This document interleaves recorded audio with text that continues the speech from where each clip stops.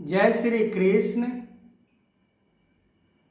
भगवान कृष्ण अर्जुन को समझाने के दौरान कह रहे हैं कि हे अर्जुन,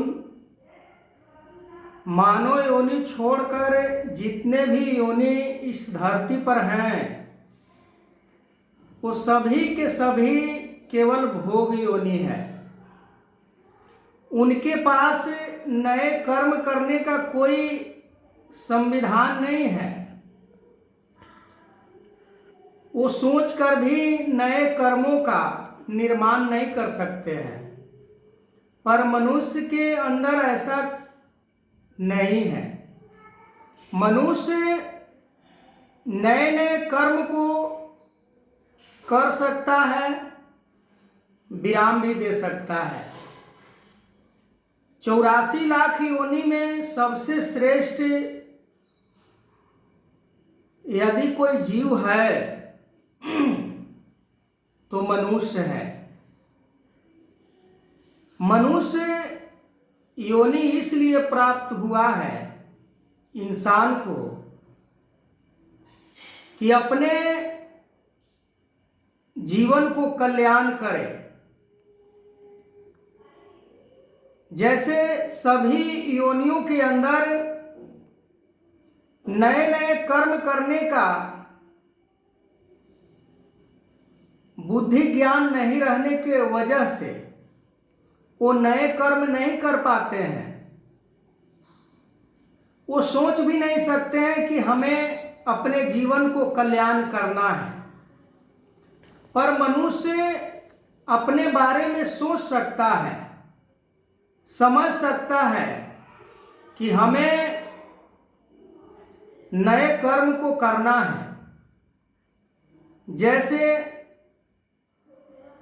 मानव जब जीवन को प्राप्त करता है तो इसलिए प्राप्त करता है कि ना जाने कितने योनि को भ्रमण करके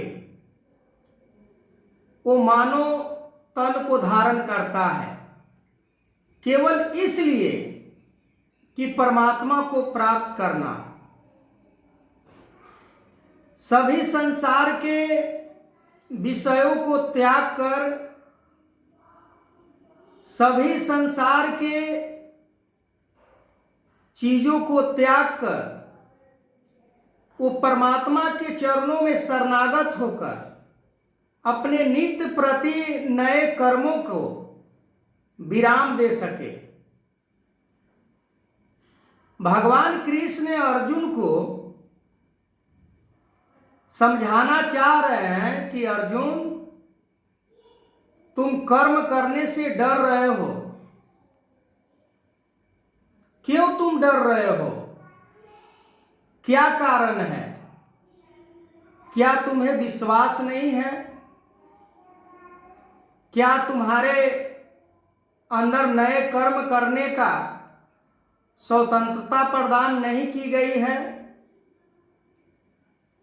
यदि ये सभी तुम्हारे अंदर गुण हैं तो नए कर्म करने से इतना डर क्यों रहे हो?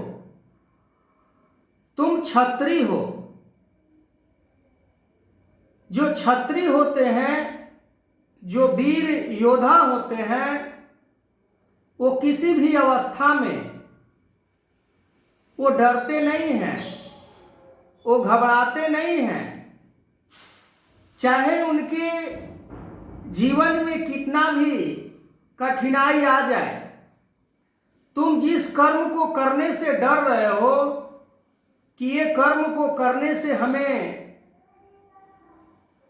भविष्य में कठिनाई को सामना करना पड़ेगा या समाज हमें क्या कहेगा, जैसे कि मैं पीछे वीडियो में कहा था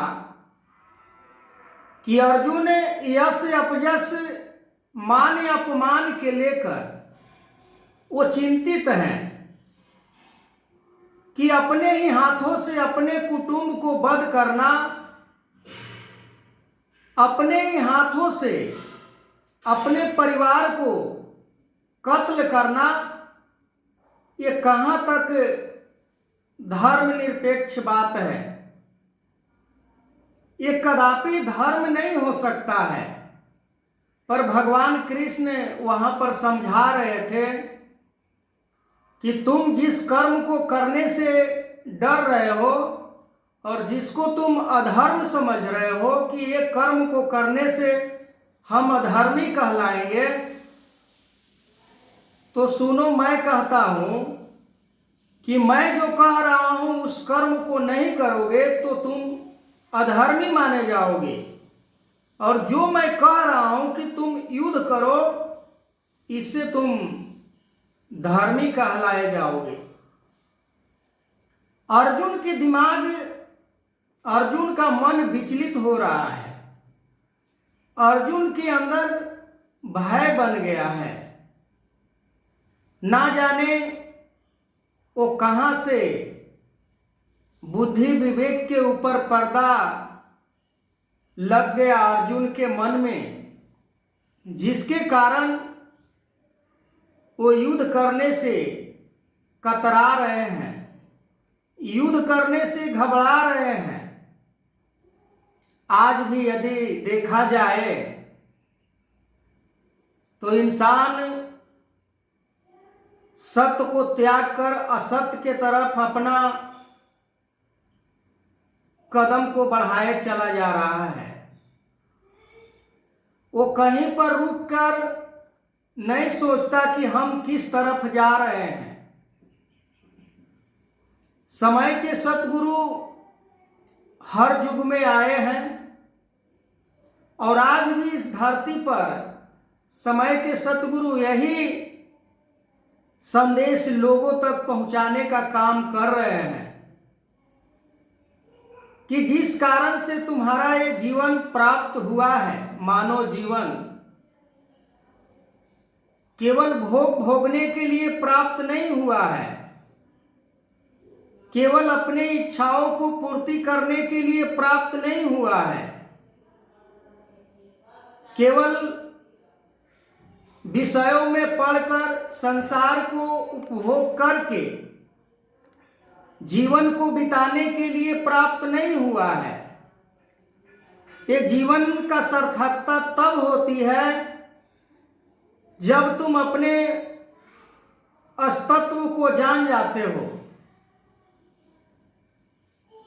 इस शरीर के बारे में जान जाते हो, इस परमात्मा के बारे में जान जाते हो। पर इंसान के मन इतना विचलित हो जाता है कि सत्य के मार्ग में उसका कदम ही नहीं ठहरता। हर पल हर क्षण वो अपना रंग बदलता है। उसका मन उस चंचल बंदर के समान कभी इधर तो कभी उधर, कहीं पर नहीं ठहरता है। यही हाल अर्जुन के मन के अंदर समा गया है। स्वयं भगवान कृष्ण अर्जुन को समझाने का प्रयास कर रहे हैं कि अर्जुन, यदि तुम युद्ध नहीं करोगे तो तुमसे कायर संसार में कोई दूसरा और नहीं हो सकता। आज भी समय के सतगुरु इस बात को पुष्टि कर रहे हैं कि भक्ति केवल कहने का नाम नहीं है, भक्ति केवल सुनने का नाम नहीं है, भक्ति पथ पर चलने का नाम है। अर्जुन को भी यही बात कि तुम्हारे लिए यही कर्म निर्धारित किया गया है, यही तुम्हारा कर्तव्य है, युद्ध करना, तुम्हें युद्ध करना पड़ेगा। तो आगे मैं इस वीडियो को कंटिन्यू करूंगा। तब तक के लिए जय श्री कृष्ण।